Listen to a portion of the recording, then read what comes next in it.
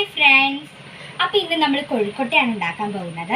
ആവശ്യമുള്ള സാധനങ്ങൾ: ഒരു മുറി തേങ്ങ ചിരകിയത്, ആവശ്യത്തിനുള്ള ശർക്കര ഉരുക്കി അരിച്ചെടുത്തിട്ടുണ്ട്, ജീരകം, ഏലക്ക, 1.5 കപ്പ് അരിപ്പൊടി, പിന്നെ ഞാൻ 2 ടീസ്പൂൺ റാഗിപ്പൊടി കൂടി എടുത്തിട്ടുണ്ട്, ആവശ്യത്തിനുള്ള ഉപ്പും എടുത്തിട്ടുണ്ട്. ഞാൻ റാഗിപ്പൊടി എടുത്തതിൻ്റെ കാരണം റാഗിപ്പൊടി ഹെൽത്തിന് നല്ലതാണ്, പിന്നെ ബ്ലഡൊക്കെ ഉണ്ടാവാൻ നല്ലതാണ്. ചെറു ചൂടുവെള്ളം ഇതിലേക്ക് ഒഴിച്ച് നമുക്ക് പൊടിയൊന്ന് കുഴച്ചെടുക്കാം.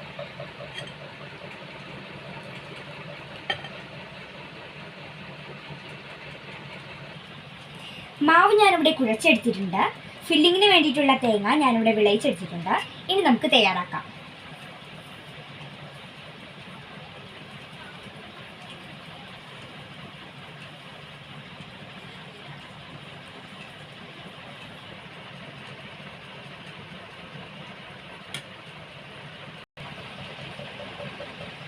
ഇത് നമ്മുടെ കോഴിക്കോട്ട ഞാനിവിടെ റെഡിയാക്കിയിട്ടുണ്ട്.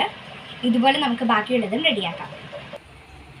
കോഴിക്കോട്ട ഞാനിവിടെ ഇഡ്ഡലിത്തട്ടിലേക്ക് വെച്ചിട്ടുണ്ട്. ഇനി ഇത് നമുക്കൊരു 15 മിനിറ്റ് കുക്ക് ചെയ്തെടുക്കാം.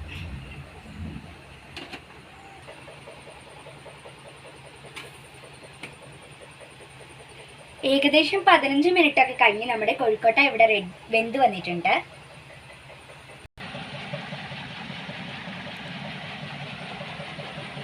റാഗിപ്പൊടിയൊക്കെ മിക്സ് ചെയ്തിട്ടുള്ള സോഫ്റ്റായ, വളരെ ഹെൽത്തിയായ, സ്വാദിഷ്ടമായ നമ്മുടെ കോഴിക്കോട്ട ഇവിടെ റെഡി ആയിട്ടുണ്ട്.